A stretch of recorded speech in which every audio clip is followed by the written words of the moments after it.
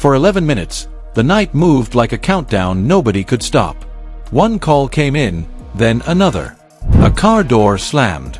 Voices got louder. Somebody said, "Leave it alone." Somebody else said, "Nah, not tonight." And from that moment on, every second felt loaded. In this dramatized retelling, we piece together the final minutes through whispers, rumors, alleged calls, tense movements, and the kind of chaos that turns one night into a story fans will argue about forever. What really happened in those last moments? Who tried to warn him? Who stayed silent? And why do so many accounts still clash when people swear they were right there? Fans are shocked by how many details still don't add up, and emotions ran high as friends, insiders, and internet detectives all pushed different versions of the same tragic night. Some say there were signs. Others say everything changed in a split second. But when the phone started ringing and the energy outside shifted, the whole atmosphere turned dark. Tonight, we're stepping into those last 11 minutes. Every move, every reaction, every unanswered question. Because the deeper you go into this story, the more unsettling it becomes. The night King Vaughn died did not feel like an ordinary rap headline. It felt like the kind of moment that stops the culture cold. Vaughn Bennett, known to the world as King Vaughn, was only 26 years old. And by that point, he was no longer just a promising Chicago voice. He was one of the most talked about artists in rap. His music had turned pain, loyalty, chaos, and survival into vivid storytelling, and his rise looked like it was only getting bigger. That is what made the news hit so hard. Fans were not reacting to the loss of a celebrity from a distance. They were reacting to the sudden end of a career that seemed to be accelerating in real time. NPR reported that King Vaughn had just released Welcome to Oblock, and the timing made the tragedy even more devastating because it came at the very moment his success was becoming impossible to ignore. According to official reporting, the events that ended King Vaughn's life unfolded outside Monaco Hookah Lounge in downtown Atlanta. The Georgia Bureau of Investigation said that Vaughn Bennett, aka King Vaughn, and a group of men had left Opium nightclub and gone to Monaco Hookah Lounge on Trinity Avenue. Once there, two men approached the group in the parking lot. The groups began arguing, and the argument quickly escalated into gunfire. That is the core official description, and even stripped of rumor, it is already chilling. There was no long public buildup, no hour-long televised confrontation, no warning siren. Just a confrontation, a sudden escalation, and a sequence of events so violent and fast that the story has never really left the internet. This is where the public fascination with King Vaughn's final minutes really comes from. People want to believe a tragedy this big must have come with clues, warnings, or some hidden timeline that explains everything. But the actual reporting paints a more disturbing picture. Speed, confusion, and irreversible decisions made in a matter of moments. AP reported that the shooting happened early Friday outside an Atlanta nightclub, and that 6 men were shot during the altercation and officer encounter. The Atlanta Police Department said its investigators believed King Vaughn was shot during the initial exchange between the two groups, before police attempted to stop the shooting. That detail became a major flashpoint online because rumors spread fast, but police publicly pushed back on claims that officers had killed him. Fans are shocked even now because the night lives at the intersection of official facts and viral storytelling, and those two things are not always the same. 11 Alive reported that police said it was around 3:20 a.m. on November 6 when two groups of men got into an argument at Monaco Hookah Lounge. The station said an off-duty Atlanta police officer and another on-duty officer nearby responded, confronted the shooters, and exchanged gunfire. 3 people were found at the scene and taken to the hospital in ambulances, while 3 others left and were taken in private vehicles. That reporting alone tells you how chaotic this all was. People were not frozen in place, waiting for investigators to take notes. They were moving, bleeding, panicking, trying to survive. In real time, scenes like this are not neat. They are fractured. They are loud. They are disorienting. And that is why the public still feels like the story was never emotionally resolved. King Vaughn's death was not just another name in a breaking news crawl. It landed with cultural weight because he represented more than music. NPR described him as a Chicago rapper who built narratives out of tense nights, trauma, danger, and his desire to escape the gangster mentality surrounding him. He was one of the rare artists who could make songs feel like street documentaries, and that storytelling power is exactly why his audience felt so close to him. When a rapper who turned real-life tension into art dies in a real-life act of violence, The line between music and tragedy collapses in a way that feels unbearable. Emotions ran high because listeners were not just losing a playlist favorite. They were losing a voice that had made pain sound specific, personal, and real. Then came the names that immediately became part of the case. 11 Alive reported that one of the two shooting victims who died was 26-year-old Vaughn Daquan Bennett, known as King Vaughn, and the other was 34-year-old Mark Blakely of Chicago. The same report said police identified 22-year-old Timothy Leaks as the suspect believed to have shot King Vaughn, and that Leaks had also been wounded and was in custody at Grady Memorial Hospital while being treated. Two other individuals, Johnny Harris and Kevin Jones, were also taken into custody according to the report. For many viewers and fans, these names became part of the emotional machinery of the story, a reminder that this was not just an incident.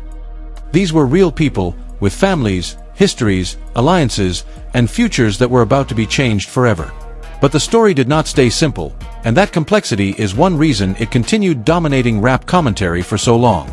The GBI later updated one part of the public record and said that, as a result of the Monaco hookah lounge shooting, a total of 6 people were shot, with 2 deceased, not 3 as initially reported. The deceased were Vaughn Bennett, aka King Vaughn, and Mark Blakely. That correction matters because it shows how quickly misinformation can attach itself to a tragedy, especially in the first few hours of national attention. Once audiences hear a number, a rumor, or a claim in the middle of chaos, it often becomes part of the myth whether it was accurate or not. And in King Vaughn's case, myth formed fast.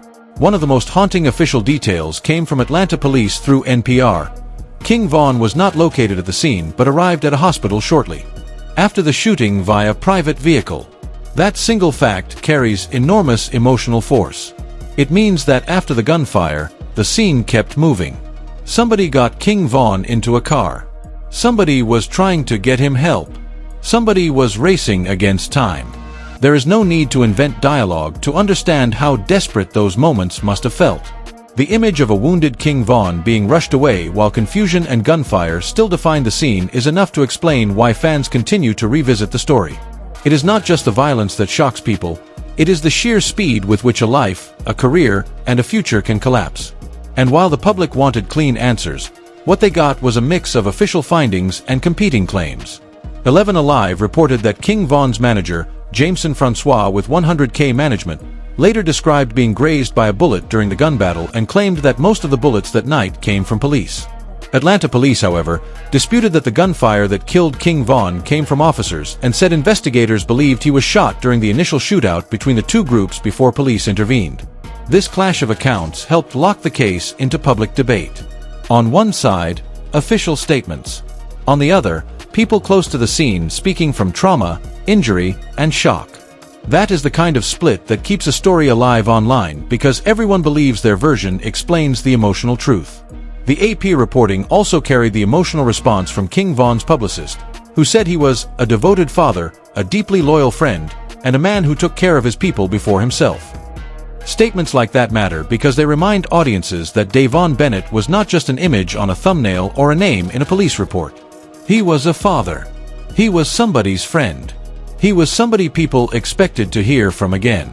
In death, public figures often get flattened into debate, but those words brought the loss back to a human level. Fans were grieving a rapper, yes, but people close to him were grieving a person they believed was still supposed to have time left. NPR's profile of King Vaughn made the loss even more tragic by putting it in the context of his larger journey.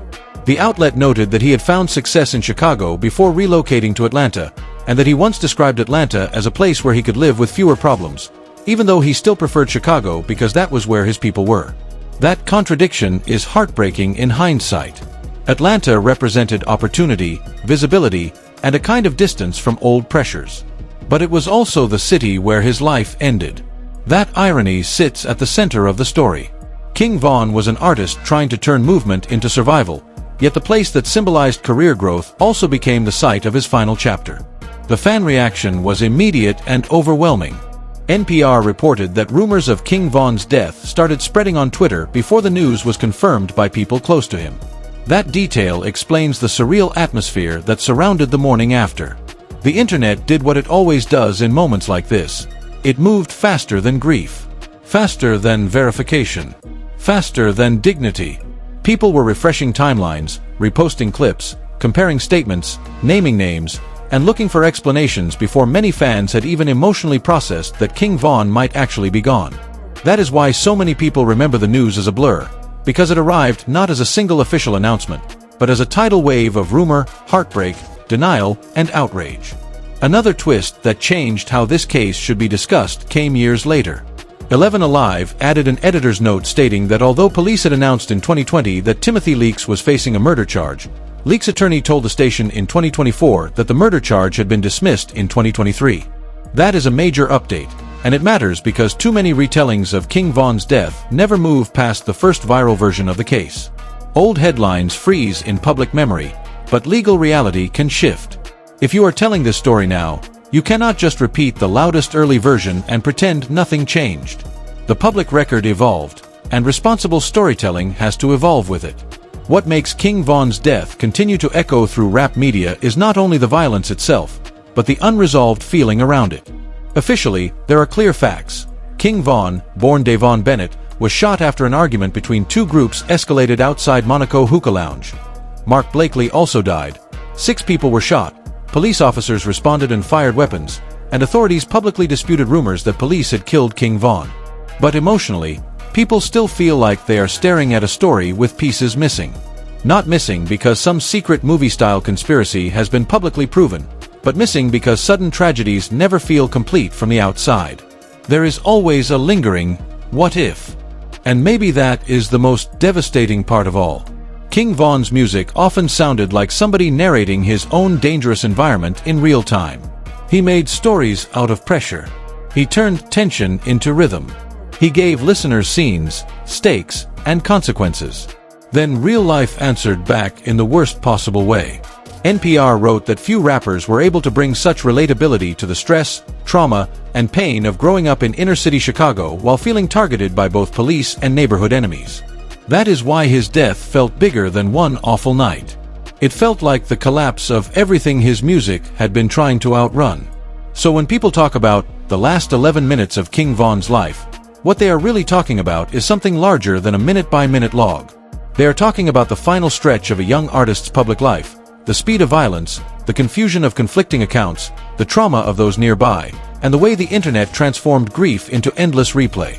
They are talking about Devon Bennett, not just as a headline, but as King Vaughn, a rapper whose voice was still rising when the story stopped.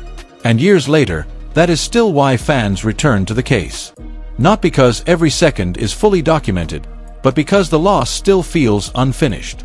So when people talk about the last 11 minutes of King Vaughn's life, what they are really talking about is something larger than a minute-by-minute log.